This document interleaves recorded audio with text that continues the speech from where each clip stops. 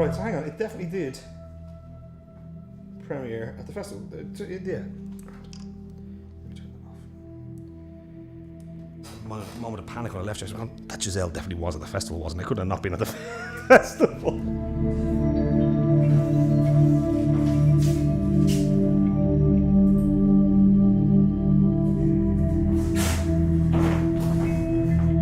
I think my earliest memory of anything to do with the festival was getting a phone call from the playwright Maeve Inglesby, my pal Gus McDonough's mum, to say that she had a spare ticket for this show called Giselle, that fabulous beast we're going to do, that I knew absolutely nothing about. I went, nah, it's a free ticket, come on, we'll go. And then proceeded to have my mind blown by what is, without question, the best piece of theatre I've ever seen before or since.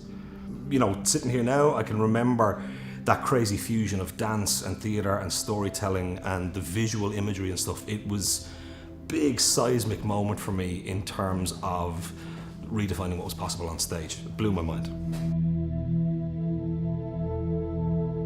Early 2000s for Dublin was a particularly exciting time. There was money everywhere. It felt like the world was possible. Colin Farrell was taking over the world. And so for, you know, me as a theatre artist in my early 20s, kind of setting out on that road, kind of at that stage pretty much only as freelance actor rather than making my own stuff. It was an exceptionally exciting time because it felt like the world was your oyster and anything was possible. Now, I don't know if that's a combination of the time and the optimism of the time or my age and where I was in my own development, but I remember it being an incredibly exciting time, a real kind of energy around the place that you could make your splash here, that work from here would be highly regarded and could travel internationally and you could take over the world. My greatest experience was when I was lucky enough to be part of the Next Stage programme with Dublin Theatre Festival. Just that thing of working with such a tight group in such a concentrated, focused period of time and seeing so many different theatre pieces. And the wonderful thing with it was that you started drawing connections between shows that weren't necessarily connected.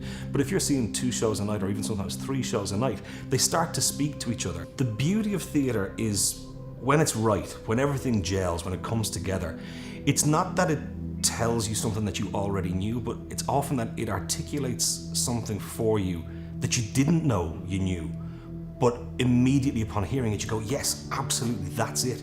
That's that indefinable, unquantifiable thing that I've always felt, but never, I couldn't describe the experience. I couldn't quite put my finger on it. And there is something magical in that communion, and that thing of an audience coming together for a shared experience with the artists on stage and everybody behind the scenes that you don't get anywhere else. I mean, you get elements of it places, you get elements with 82,000 in Croke Park, you get elements in a church on a Sunday if that's your thing.